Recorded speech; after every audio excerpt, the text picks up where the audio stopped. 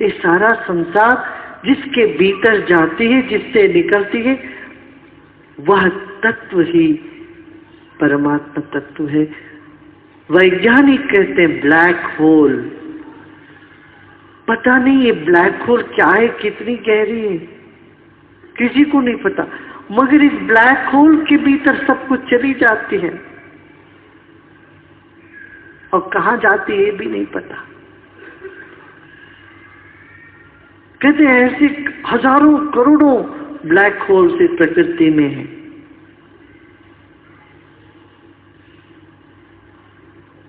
वैज्ञानिक कहते हैं डार्क मैटर और डार्क एनर्जी, काला शक्ति और काला तत्व, ये वैज्ञानिक कहते हैं, उससे ये सारी दुनिया बनी हुई है। सूर्य एक गोल के रूप में कैसा है पता, ताकि उनके चारों ओर जो खाली जगह है वो इतना मजबूत है, इतना भारी है, वो उसको कंप्रेस कर दिया है।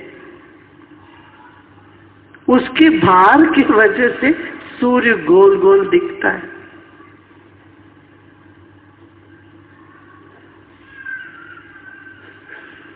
तो इसी संसार में जो जो गोल गोल दिखते हैं, जो भी वस्तु दिखती है, उसके चारों ओर जो नहीं दिखती है आकाश, वो उससे बहुत भारी है,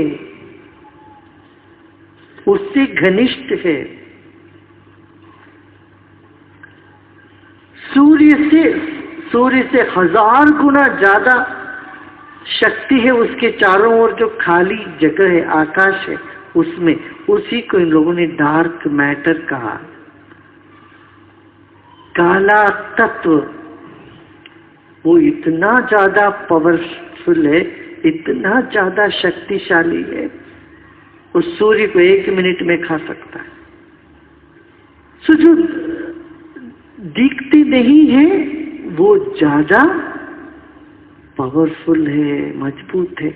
इसी को हमारे पूर्वजों के अदृष्ट, जो दिखता नहीं है अदृष्ट, वो बड़ा बलशाली है। वस्तु से ज्यादा अव्यक्त तत्व बलशाली है, प्रभावशाली। यही बात जो वैज्ञानिक कह रहे हैं, उसी बात को भगवान कृष्ण ने हजारों साल पहले कह चुके हैं। मैं बार बार सृजन करता हूं। इस प्रकृति में जितने अणु परमाणु हैं वो सब विलीन होते हैं, परिवर्तन होते रहते हैं। इनमें फल फूल वृक्ष अव्यक्त हो जाते हैं, गल जाते हैं प्रकृति में, फिर विलीन हो जाता है। ऐसे मनुष्य के शरीर भी, ये शरीर सब समाप्त हो जाता, फिर नया शरीर आता है। इस तरह से कर्म के हिसाब से ये चलता रहता है। न च माम तानि कर्माणि निबध्नन्ति धनंजया उदासीन वदासीन मसक्तम तेषु कर्मसु मयाध्यक्षेण प्रकृति सूयते सचराचरम हेतुनानेन कौन्तेय जगत् परिवर्तते अवजानन्ति मां मूढ़ा मानुषीं तनुमाश्रिता परम भावमजानन्तो मम भूत महेश्वरम। अच्छा, फिर यदि मुझसे ये सब निकल रहा है, मैं ये सब कर्म कर रहा हूं, तो इस कर्म का फल भोगना भी मुझे ही पड़ेगा। तब कृष्ण कहते ना, न च माम तानि कर्माणि निबध्नन्ते धनंजया। जबकि सारा कर्म मुझ पे, ये प्रकृति के द्वारा हो रही है और प्रकृति मुझ में है, फिर भी इसका कर्म मुझे नहीं लगता है। कैसा? इस आकाश को कभी कोई गंदा कर सकता है? नहीं कर सकते।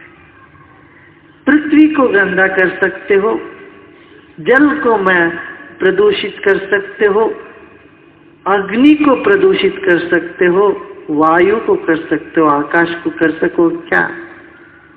बिल्कुल नहीं।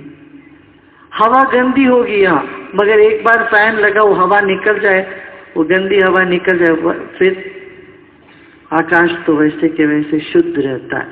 जैसे आकाश निर्लिप्त रहता है, वैसे मैं निर्लिप्त हूँ, जबकि सारा कर्म मुझमें होता है, मुझसे होता है, तो भी